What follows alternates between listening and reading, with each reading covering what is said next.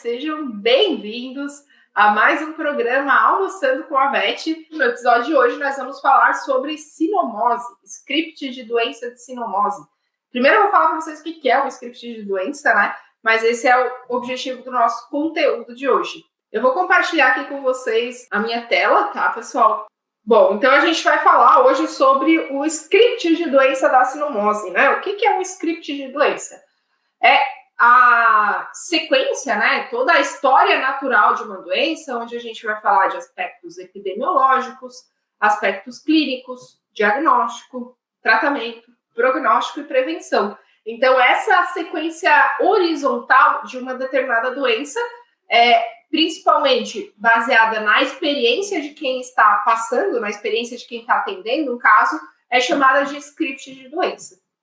Então, no ensino tradicional de clínica, esse é o modelo clássico, onde a gente aprende diversas doenças, né, em sua apresentação horizontal. A gente não traz muitos conteúdos específicos de doenças por aqui, porque o estudo de doenças ele é uma parte do conhecimento médico e do desenvolvimento do raciocínio clínico. E quando a gente fica focado somente em doença específica, aumenta as nossas chances de erros diagnósticos, quando a gente não abre o raciocínio clínico de forma sindrômica, para síndromes clínicas. Por isso que a gente traz geralmente conteúdos dessa forma. Mas os scripts de doença, eles são essenciais para a gente construir gavetinhas do conhecimento de uma determinada apresentação padrão de uma doença específica. Então, é importante saber de doenças? Óbvio, a gente precisa saber de doenças, mas não somente doenças. Mas hoje é o dia de a gente falar de uma doença específica, mas multissistêmica, né, que pode trazer sinais clínicos aí em diversos sistemas. Então, a sinomose canina, gente, é uma doença viral multissistêmica causada por um morbilivírus da família Paramyxoviridae. É um vírus de RNA de fita simples envelopado e relacionado ao vírus do sarampo, né? Ele é muito parecido com o vírus do sarampo em humanos e crianças, tá?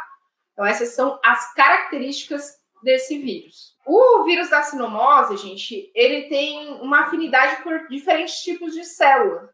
Tá? Então, isso é motivo de preocupação na saúde de cães e outras espécies, né, de canídeos que também são acometidas por sinomose. E isso também traz uma preocupação, ela não é uma doença zoonótica, mas de se tomar os devidos cuidados para que não ocorra a possibilidade desse vírus mudar a configuração e conseguir infectar outros mamíferos, né? Principalmente cuidados de básicos, né, de uso de EPIs, de boa lavagem das mãos, né, de cuidado com o tipo de internação que esse animal vai ficar internado. O vírus da sinomose, gente, ele é linfotrópico, ele tem tropismo por tecidos linfóides. Além dos tecidos linfóides, ele também tem tropismo, e isso varia conforme a cepa. Ele é neurotrópico, então ele vai ter um tropismo pelo tecido neurológico, pelo sistema nervoso central, principalmente. Por isso que ele pode causar todas aquelas manifestações neurológicas, né, que são responsáveis por quadros extremamente graves e quase sempre evoluem para óbito nesses animais. E ainda ele é epiteliotrópico, né? Então, pode ter manifestações cutâneas da sinomose. Eu já vou falar sobre os sinais clínicos, mas uma das manifestações é cutânea. Outra manifestação que também tem relação com essa tendência epiteliotrópica é causar conjuntivite, rinite, né? Então, esse tropismo por epitélio e mucosas faz com que esse vírus ele possa causar sinais nessas regiões. Ele causa infecção sistêmica de quase todos os sistemas orgânicos, né? Principalmente digestivo, respiratório, urinário, linfático, endócrino, cutâneo, esquelético e ainda o sistema nervoso central. Um ponto importante é que o vírus é frágil no ambiente, então o contato próximo entre os indivíduos afetados e suscetíveis à transmissão, né, que não estejam protegidos com imunidade de campo ou vacinal, precisa de um contato mais próximo para a transmissão horizontal do vírus. Mas ele também é transmitido por fômites, né? Isso eu costumo orientar bastante os alunos aqui presenciais de graduação, que eles transitam muito no hospital, invariavelmente tem contato com vírus, né? Um deles é o da sinomose e muitas vezes adotam cãezinhos filhotes, criado também principalmente quando você tem um animal suscetível em casa, e minimizar a transmissão por fomites, né? E nós, veterinários, estudantes de veterinária, quem trabalha no hospital veterinário, é um veículo de levar esse vírus e poder facilitar essa transmissão, tá? Então, tirar o calçado ao entrar em casa, tomar banho, trocar roupa, colocar lavar imediatamente após a entrada, né? Não deixar esses animais suscetíveis, principalmente os filhotinhos ainda sem protocolo de imunização completos, entrar em contato com fomites possivelmente contaminados. Alguém perguntou, Beth Capone, se é transmitido via transplacentária e transmamária, né?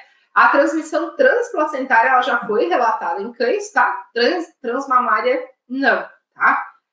Outro ponto importante da transmissão, gente, é que durante a fase aguda, após o animal apresentar sinais agudos, não aquela fase já neurológica, tá? As excreções e secreções dos animais infectados na fase aguda pode eliminar o vírus por até 90 dias, mesmo em animais que já estão subclínicos, que eles não têm sinais claros, tá? Até 90 dias de transmissão, é muito tempo, né, gente?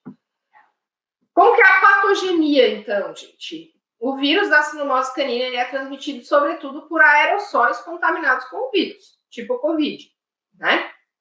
A partir da entrada pela mucosa oral ou nasal, principalmente via nasal, né? O vírus ele tem o linfotropismo, que eu falei anteriormente, então ele tem uma afinidade pelo tecido linfóide e ele vai ter a primeira replicação nos linfonodos bronquiais e nas tonsilas, tá? A partir dessa primeira replicação, também para tecidos linfóides, ele vai sofrer a segunda replicação, tá? Timobaço linfonodos retrofaríngeos. Depois disso, ele vai se multiplicar no sistema linfóide, na lâmina própria do intestino e nas células de Kupffer, e vai ocorrer a viremia pelas células mononucleares infectadas que vão circular no sangue. Essa é a patogenia. Em relação aos sinais clínicos, gente, o que é clássico, né, desses pacientes apresentarem? É muito comum, principalmente em filhotes, começar com pústulas abdominais. Então, isso é uma coisa que vocês têm que ter atenção lá na hora de um exame pré-vacinal, né? E cuidar para não confundir com celulite juvenil, né? Tem algumas pústulazinhas na região, que pode dar na região abdominal, que é comum em pacientes jovens, que pode ser só celulite juvenil e não uma presença de celulite e pústulas como início de uma sinomose. Do ponto de vista clínico, não dá para diferenciar 100%. O ideal é avaliar esse paciente, fazer um hemograma, acompanhar clinicamente e só depois optar pela vacinação, tá? E depois, ele pode ter sinais gastrointestinais e respiratórios simultâneos ou começar com gastrointestinal e depois respiratório, tá? Mais comum é ter de forma concomitante. Então, ele pode ter vômito e diarreia. Essa diarreia, ela pode ser com sangue. Então, a nossa tendência, né, baseada num reconhecimento de padrão, que é isso que a gente tem que evitar para evitar erros diagnósticos na rotina, é associar um sinal clínico com uma doença específica, como se fosse um padrão. Então, a diarreia com sangue, normalmente, ela vai ser associada à parvovirose, sobretudo em filhotes, porque é o mais comum. Mas lembrando aqui que a sinomose também pode causar diarreia hemorrágica, tá? É tão comum quanto a parvo causar diarreia hemorrágica? Não. Tem muitos animais que eles vão ter uma diarreia simples, assim, sem estar hemorrágica, mas pode acontecer, tá? Além das pústulas, né, como eu falei, eles podem ter vômito e diarreia, eles podem ter secreção ocular mucopurulenta, e ela pode começar mucoide, então não precisa estar purulenta para ser sinomose. Corrimento nasal, esse corrimento nasal ele pode ser mucopurulento ou mucoide. Aqui eu estou mostrando nesse cãozinho, era um Golden, que foi confirmado sinomose, que é o teste dele, e ele tinha uma secreção nasal bem serosa, né? Não era uma secreção purulenta ainda, ele veio bem rápido para consulta, né? Então no início pode ser tipo uma coriza mesmo, tá? Então prestem atenção nesses sinais quando vocês atenderem animais com essa suspeita, ou para um exame básico de rotina, que é super comum no filhote, e isso pode passar desapercebido. Os linfonodos podem ficar aumentados e reativos, né, já que esse tecido tem tropismo, esse vírus tem tropismo pelo tecido linfóide, eles podem ficar reativos, e é super comum o paciente ter febre. Tem que ter febre? Não. Depende do status de imunidade desse paciente, também da fase da doença que você recebe o paciente. Às vezes essa febre é mais no início e você já recebe quando ele está 7 a 10 dias doente, né? Além, então, de causar sinais dermatológicos, né? Essas pústulas cutâneas, gastrointestinais, respiratórios, oftalmológicos, o vírus, ele pode ou não, a gente sempre deseja que ele não consiga chegar lá, mas infelizmente, na maioria dos casos, ele ganha a briga. Ele pode ir para o sistema nervoso central, tá?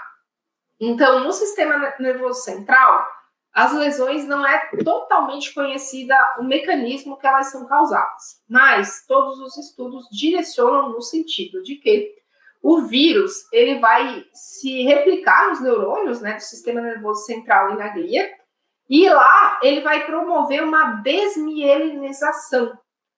E acredita-se, gente, que a desmielinização não está relacionada à ação direta do vírus, mas provavelmente a reações imunomediadas, né, desenvolvidas por esse indivíduo pela liberação de fatores tóxicos durante a resposta imunológica viral.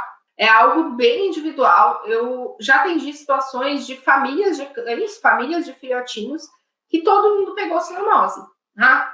Um indivíduo pegar tudo junto, tá? Tava todo mundo misturado, ninguém era vacinado, a mãe não era vacinada, cachorro de rua, todo mundo pegou cinomose. Um animal chegou já convulsionando, com um sistema neurológico totalmente afetado e com sinais multissistêmicos concomitantes. Outro chegou assintomático, outro só com secreção ocular. E alguns animais tiveram secreção ocular, uma conjuntivitezinha ali, e não evoluiu para o sistema nervoso central.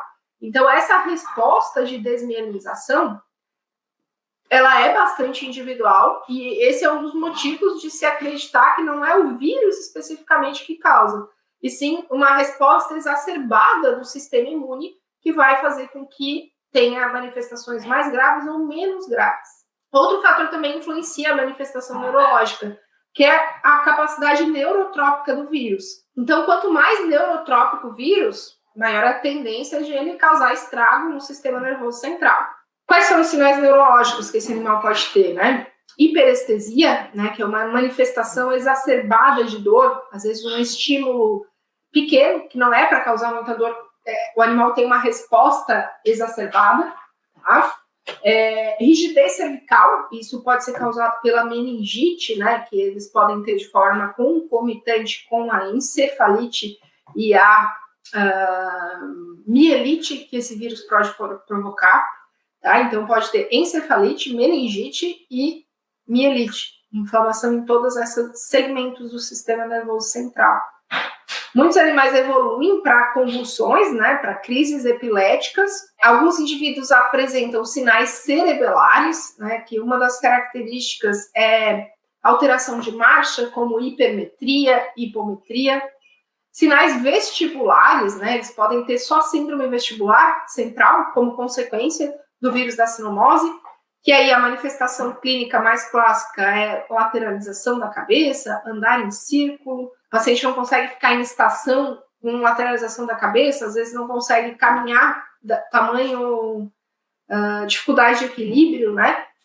Pode ter nistagmo, esse nistagmo, quando a síndrome vestibular é central, ele costuma ser vertical, né? É um dos sinais que a gente pode observar, ou nistagmo rotatório, tá?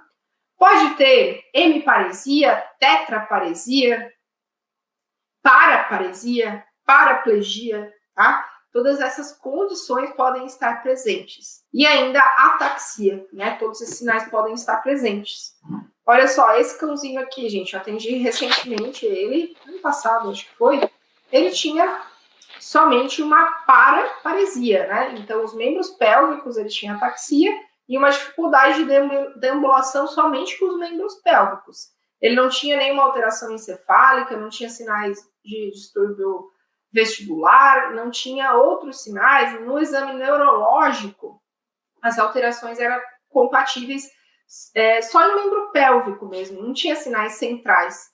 E a sinomose, ela não tem regra para manifestação neurológica. Ela não tem como a gente prever qual é a manifestação. Até que prove o contrário, todo cão com sinal neurológico tem que excluir a sinomose como causa, né? Então, esse cãozinho aqui, né, a gente poderia pensar em inúmeras outras condições, né, como uma síndrome de cauda equina, uma polirradiculoneurite, ele tinha redução dos reflexos, estava perdendo movimento de forma lenta, mas a sinomose é a primeira, tem que estar na lista, né? Nem sempre a primeira, mas na lista de diferenciais a gente precisa excluir ela. E nesse caso aqui foi feito análise de líquor e snap test do líquor e positivou, né? Infelizmente era um quadro de sinomose. Em relação ao diagnóstico, então, gente, o hemograma pode trazer algumas alterações, mas ele não é um exame específico, tá? O que a gente vai encontrar? Em fases iniciais da doença, leucopenia, tá? Linfopenia é super comum e trombocitopenia também é comum, né? Então, já cansei de ver paciente com sinomose também recebendo doxiciclina porque estava com trombocitopenia. Naquela crença grave, né, que a gente sempre traz aqui, que trombocitopenia é igual a erliquiose, ou seja, trata com doxiciclina. A gente sabe que isso não é verdade. Para esse vírus, inclusive, é comum trombocitopenia, tá? Leucocitose por neutrofilia e linfopenia, na fase que a gente, em geral, já vê sinais clínicos claros de sinomose, é o mais comum, tá? Então, uma neutrofilia, essa neutrofilia pode ter desvio à esquerda, e isso não significa necessariamente que houve uma contaminação bacteriana. O próprio vírus pode causar essa resposta de desvio à esquerda, e linfopenia, tá? Anemia normocítica normocrômica, a regenerativa discreta é super comum também e está associada à anemia da inflamação.